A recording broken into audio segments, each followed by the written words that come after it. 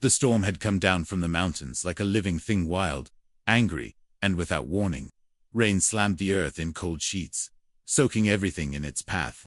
Wind howled like a cry from some forgotten place, snapping branches and tearing at the landscape until the plains looked like a battlefield. In that storm, under the dark, bruised sky, a man named Jed rode with his head low and his collar pulled high. His horse, a scarred Mustang with tired eyes, moved against the wind like it had nothing left to lose. Jed wasn't headed anywhere. Not really. He hadn't been for a long time. Ever since the fire took his home, and the woman he'd planned to grow old with. Jed had been drifting from place to place, never staying long, never speaking much. Townsfolk always asked too many questions. He preferred the quiet, the sound of hoofbeats, and wind, the empty stretch of land where no one knew his name. But that day, in that storm, something changed. He was following a muddy trail that had nearly vanished under the downpour when he saw her. Just off the bend where the creek had burst its banks, there was a figure slumped beside a cottonwood tree, a splash of pale blue against the mud, barely moving, half soaked in rain. He swore under his breath and pulled his horse to a stop. The mud sucked at his boots as he slid down, his coat already heavy with rain. She was young, not a girl, but not yet middle-aged. Her dress was torn at the edges, and one of her shoes was missing. Her hair, dark and tangled, stuck to her face like she'd been out there too long. She looked up at him slowly, her eyes the color of forget-me-nots after a frost. Not frightened, not even surprised, just empty, like she'd already been through the worst and was waiting for whatever came next. "You all right, ma'am?" he asked, kneeling beside her. She didn't answer right away. Then a whisper, nearly swallowed by the storm. "Horse spooked. Ran off. I couldn't find the trail." Her voice was soft but frayed, like something worn thin by too much use and too little kindness. He noticed how she held her side, how the sleeve of her dress was stiff with dried blood. "Think you're hurt," he said gently. "Can you stand?" She didn't respond, but she didn't pull away when he draped his coat over her shoulders. That was enough. Carefully, he helped her to her feet. She winced, but said nothing. He lifted her into the saddle, then climbed up behind her, steadying her with one hand as the other held the reins. She leaned into him, not in trust exactly, but in surrender. Sometimes the body knows it needs help, even when the mind doesn't want to ask for it. They rode west, away from the swollen creek, toward the edge of the desert, where Jed knew of an old line shack tucked between two hills. The ride was long and slow, and she didn't say another word. He didn't ask for one. The silence between them wasn't heavy, it was honest. The kind of quiet that comes when both people have seen too much. By the time they reached the shack, the sky had turned from gunmetal to ink. He slid down first, and reached up to help her.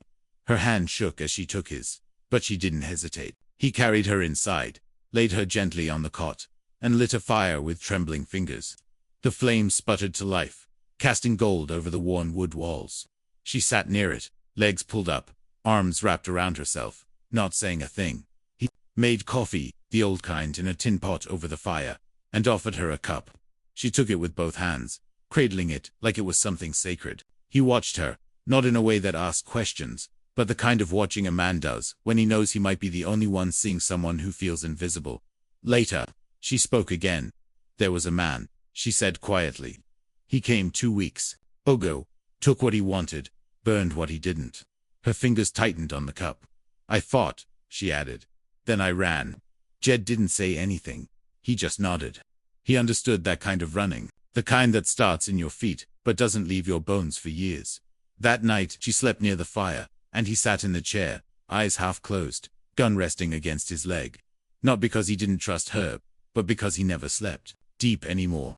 She murmured in her sleep, names he didn't recognize, and once she reached out for him, like she was drowning in a dream. He didn't pull away. He let her fingers find his and stay there until morning. The next day, she helped patch a leak in the roof. It was clumsy work, her hands still raw from the cold, but it was the first time she moved with purpose. Like surviving wasn't the only thing she knew how to do. And as she steadied a plank for him to hammer in place, she said it. "Clara." He looked at her. "My name, it's Clara." He nodded. "Jed."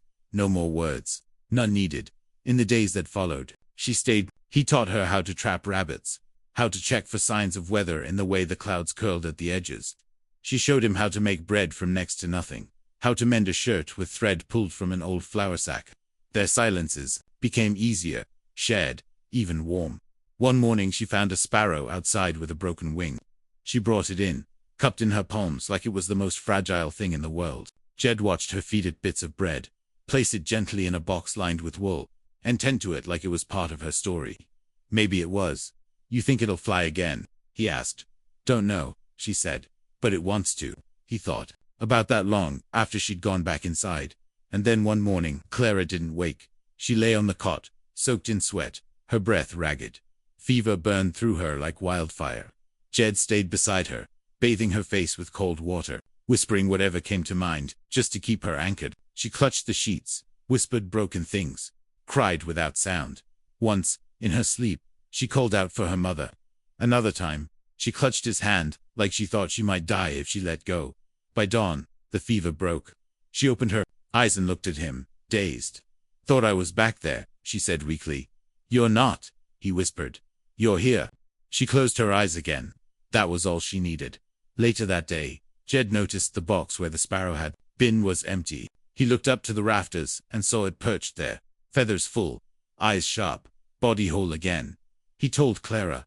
She smiled, just a little, but it was real. And then just when the storm had seemed to settle, and things began to feel safe, said something he hadn't expected. I think I need to go back, she said, standing by the fence, eyes scanning the horizon. To the farm. To see what's left. Jed stopped stacking wood, met her gaze. You sure? No, she answered. But I won't feel whole until I do. He studied her, the way her shoulders no longer slumped, the way her jaw held steady. She wasn't the same woman he'd found in the storm. And that's how he knew she meant it. I'll ride with you, he said. She didn't thank him. She just looked at him, like maybe that was the only thing she'd been waiting to hear. And so they packed their bags, saddled the horse, left the safety of the shack. They rode east, into the unknown, back toward the broken pieces of a life she hadn't finished living. But what waited for them there? What Clara hadn't told him was that the man who had taken everything might still be alive. And if he was, he wouldn't let her come back without a fight. The land they rode across was open and quiet, but not peaceful. There was a weight in the air, like the wind itself was holding its breath. Clara didn't talk much on the trail. She kept her eyes ahead, shoulders set, as if every step toward the farm pulled something heavy out of her chest. Jed didn't push her. He rode beside her, steady and silent, offering what comfort he could just by being there. On the second day, they camped near an old cottonwood grove. The fire crackled low, and for the first time that evening, Clara spoke. I used to pick apples here, she said, barely above a whisper. We had 3 trees. My mother planted them when I was little. Said if they grew strong, I'd grow strong too. Jed nodded, throwing another log on the fire. Looks like you did. She didn't smile, but she looked at him for a long moment, like maybe his words reached some part of her that hadn't been spoken to in a while. The next morning, they passed the shell of a burned-out church. The cross at the top had long since fallen, and the windows were black and empty. I was married in a church like that, Clara said quietly. He was older. My father thought it was a good match. Jed looked over, waiting. At first he was just quiet, then cold, then cruel, she said. I stayed because I didn't know how to leave, and then one day, I did. I packed what I could, ran while he was gone. I thought I was free, but he found me, followed me out here, burned the farm, said if he couldn't have me, no one would. Jed's jaw tightened, but he didn't speak. He just reached out and took the reins of her horse as they crossed a narrow ridge. Some things didn't need answering. Just presence. As they rode deeper into the plains, the land began to change. Burnt fences lined the hills. Trees once full of life stood scorched and twisted. Clara's face went still. It's close, she said. By midday, they reached the remains of the farm. The house was nothing but blackened beams and ash. The barn had collapsed into itself. Only the stone well stood untouched, silent in the middle of the ruin. Clara slid off her horse and walked slowly through what used to be her home. She stepped around the wreckage like she could still see the kitchen table, the old rocking chair, her mother's sewing chest. Jed stayed back, letting her move through the memory on her own. He did this because I left, she said softly. He waited till I thought I was safe. Then he came back to take that from me too. Jed stepped closer. Do you think he's still around? She nodded once. He's out there. Folks in town said he's been seen, trading, drinking, keeping to the hills. He thinks no one will come looking. Jed didn't answer right away. He studied the sky, the scorched trees, the cracked dirt. Then he looked back at her. He's wrong. They spent the night camped near the old orchard. The trees were mostly gone, but one still stood, crooked and half alive, clinging to the soil like it refused to give up. Clara sat beneath it, running her fingers through the dirt. That man, his name's Will, she said. Will Greaves. He used to be kind. That's what made it hard at first. You tell yourself he's just having a hard day, that he'll come back to who he was. But he never did. And I got tired of waiting. She looked at Jed then. I didn't tell you everything. After the fire, I found him. He was camped just outside the valley. I had my father's pistol. I meant to use it. Jed's face didn't change. I didn't. I stood there, shaking, and he laughed, called me weak. I ran. You're not weak, Jed said simply. She looked at him. Maybe not now. The next morning, they rode into town. Clara didn't want to, but Jed said they needed supplies. And Icy added, people talk. They might have seen him. At the general store, an old man behind the counter stiffened when he saw Clara. He set down his tin cup slowly. Thought you were gone for good. Clara met his eyes. Didn't plan to come back, he nodded, eyes flicking to Jed, then back to her. You look different, stronger. Any trouble in town lately? Jed asked, calm but clear. The old man scratched his jaw. Ain't seen Will in a few weeks. But word is, he's got a cabin up near Devil's Hollow. Folks don't go that way. Not if they can help it. Jed nodded. We'll go. The man blinked. You sure? Ain't nothing out there but rock. And regret sounds about right, Jed said. They left town with enough supplies for 3 days. Clara didn't say much, but her hands were steady, her eyes sharp. As they climbed toward the ridge, the sky darkened again, clouds curling like smoke dot by the second night. The wind picked up. Jed and Clara huddled near the fire, their camp tucked between two boulders. She leaned into him slightly, not for warmth, but for calm. There was something quiet in the space between them now, something solid. If he's there, she said, I won't run this time. Jed turned to her. You don't have to face him alone. I know, she said, but I need to. The next day, they reached Devil's Hollow. It was a bleak stretch of land, sharp rocks and broken trees. Jed scouted ahead, while Clara stayed behind with the horses. He moved quiet, every step measured, and then he saw thin smoke rising from behind a jagged ridge. The cabin was small, tucked between trees, barely standing. A lean figure stood outside, chopping wood. He looked older than Clara described, thinner. But there was still something dangerous in the way he moved, like a man who'd spent too long living like a wolf. Jed returned to Clara. He's there. She stood without hesitation. Then let's finish it. Together, they rode the last mile in silence. As they came around the bend, Will looked up. His axe froze midair. For a long moment, no one moved. Then Clara slid off her horse and took a step forward. Will dropped the axe. Well, he said, voice slick and slow. Look who crawled out of the ashes. Jed moved behind Clara, silent, but ready. She didn't flinch. I came back, she said, her voice calm. And I'm not leaving again. Will smiled, but there was no warmth in it. Just something twisted. You think you'd scare me, he said, stepping toward her. You couldn't even pull the trigger last time. Jed stepped forward now, voice like steel. She doesn't need to. Will's eyes flicked to Jed. For the first time, there was a flicker of doubt, but he didn't back down. Not yet. I ain't done with her, he growled. Clara's hand went to her coat pocket. Jed said Will took one more step. And that's when Clara pulled her father's pistol from her coat. She didn't raise it. Not yet. She just held it steady. Certain you already took enough, she said. You don't get to take anything else. The wind howled around them, and for a moment, time held its breath. No one moved. Not yet. But something was about to break. And this time, Clara wasn't the one who would run.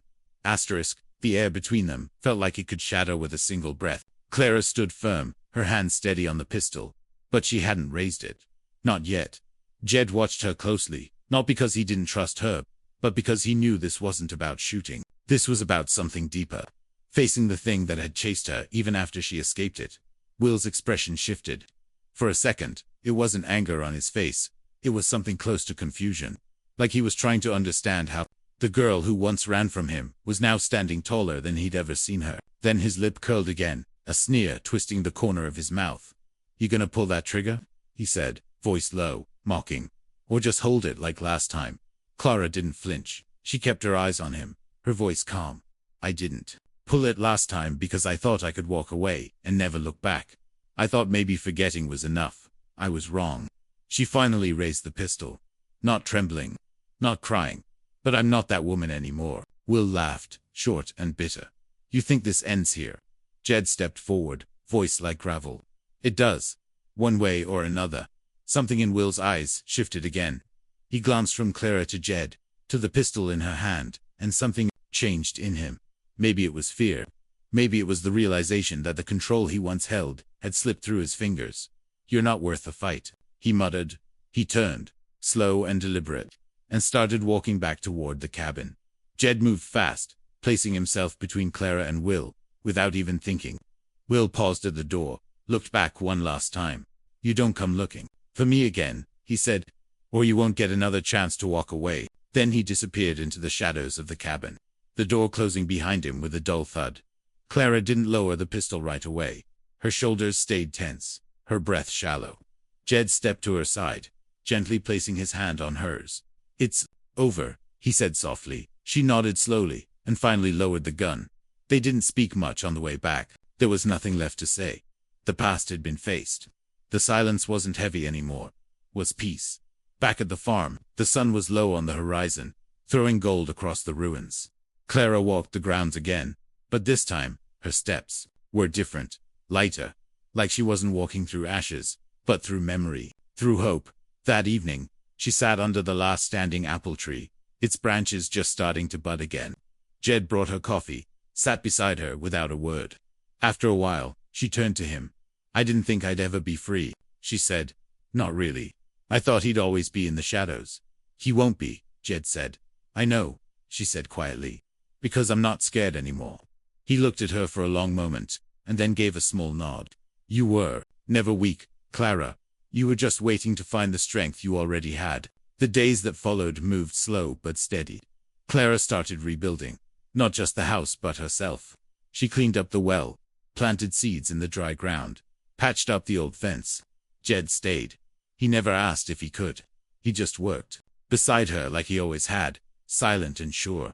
One morning, Clara stood at the edge of the field, watching the wind move through the tall grass. Jed came up beside her.